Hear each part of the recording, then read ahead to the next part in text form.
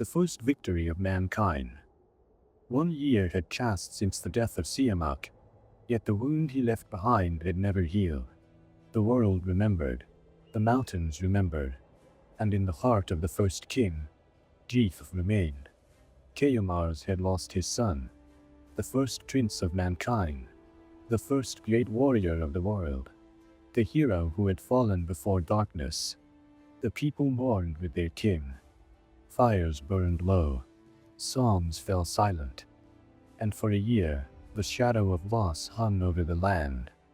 But while sorrow ruled the hearts of men, time continued its march, and destiny was already shaping the future. Beside the aging king, a young boy was growing into a warrior. He was the son of Siamak, the grandson of Kayumars, the last living heir of a fallen bloodline. His name was Hushang. As the seasons passed, Hushang learned the ways of the world. He climbed mountains, he crossed rivers, he hunted wild beasts, and trained beneath the watchful eyes of warriors. Every year made him stronger, every hardship made him wiser, and every dawn carried him one step closer to his destiny. Yet there was one lesson no teacher could offer, the lesson of vengeance. For the blood of Siamak still cried out from the earth, and the demon who had slain him still walked beneath the sky. Then, one night, as silence covered the world, a light descended from the heavens. It shone brighter than fire, brighter than the stars, brighter than the moon itself. From within that radiance appeared Srausha, the divine messenger, the herald of Ahura Mazda. He stood before Kayumars and spoke with a voice that echoed across heaven and earth. Enough of grief, enough of sorrow. The time for mourning has ended. The time for justice has come. The blood of Siamak must be avenged. When the vision faded, the old king rose from his sorrow. For the first time in a year, there was fire in his eyes once more. Messengers rode across the land. War horns sounded through mountains and valleys, and the people answered the call. Warriors gathered from every corner of the world. Hunters, chiefs, fighters, men who still remembered the fall of Siamak. Spears were raised, banners were unfurled, and an army unlike any before it began to form. At its head stood Hushang, no longer a child, no longer a grieving son, but a warrior, a leader, a prince prepared for war. Across the dark reaches of the world, the demons gathered as well. The children of Ahriman remembered their victory. They remembered the blood they had spilled, and they welcomed the coming battle. Soon, the two armies met, beneath dark clouds, between mountain and sky, at the edge of destiny itself. Mankind stood on one side, darkness on the other, and for a moment, the world held its breath. Then, the battle began. The earth trembled beneath charging warriors. Steel flashed like lightning. War cries rolled across the valleys, and the sky echoed with the sound of war.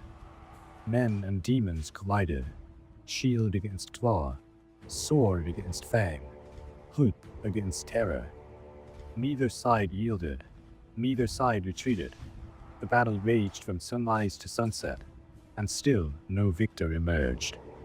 Then, through the chaos, a terrible figure appeared, a giant demon, cruel, savage, feared even among his own kind, the killer of Siamak, the monster whose hands had stolen a son from a father, the creature whose shadow had haunted mankind for an entire year. When Hushang saw him, something awakened inside him, the grief of a son, the rage of a warrior, the duty of a prince. Together they became one. Hushang charged. The warriors of mankind followed. The battle around them vanished. There was only the prince and the demon. They clashed with the fury of a storm. Blow after blow, strike after strike. The demon fought like a beast. But Hushang fought for something greater. He fought for his father. He fought for his kin. He fought for mankind itself. And at last, the demon faltered. For the first time, fear entered its eyes. A final strike fell. The earth shook, the sky roared, and the killer of Siamak collapsed. Silence swept across the battlefield. Then came a cry of victory. The armies of darkness broke, the demons fled, and mankind stood triumphant. For the first time since the beginning of the world, darkness had been defeated. Yet the blood of Siamak had been avenged, and the name of Hushang became known across the earth. When news of the victory reached Kayumars, the old king smiled. The burden he had carried for so long was finally gone. His son had been avenged, his people were safe, and his grandson had become a hero. Not long afterward, the time of the first king came to an end. Kayumars, the king of beginnings, the father of mankind, cast from the world. The people mourned, the mountains mourned, and the age of the first king came to its close. But his legacy endured. Hushang ascended the throne and became the second king of the world. His reign would not be remembered only for war, for Hushang believed that true greatness was built not through conquest, but through creation. Under his rule, the world began to change. People learned to care for animals. Fields were cultivated. Communities grew larger. The foundations of civilization began to take shape. The world was no longer merely surviving. It was beginning to flourish. Then, one day, while traveling through the mountains, Hushang encountered something strange.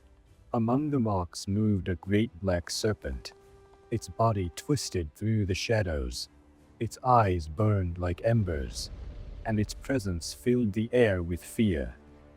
Hushang seized a stone.